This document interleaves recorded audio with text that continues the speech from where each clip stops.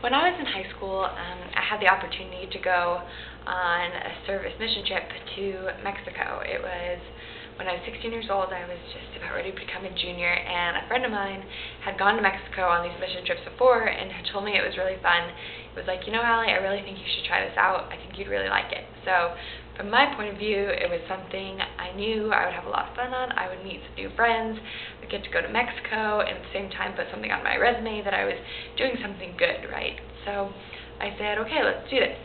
We traveled down to Mexico, and it was actually on the first day that something changed.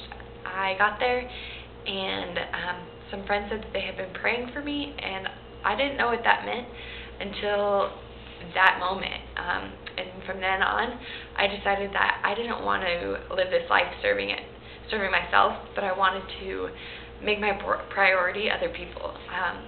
It wasn't about me anymore. I didn't want to be selfish and do things because it made me feel good, but I wanted to do things because it was helping other people.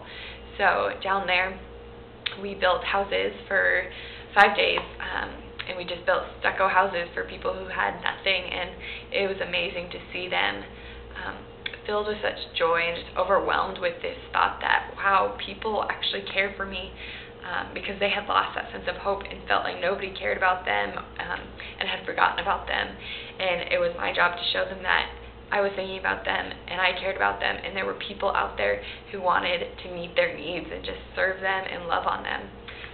And so it was from that time that I decided, this is what I want to do. This is my passion. It's my desire, and it brings meaning to my life.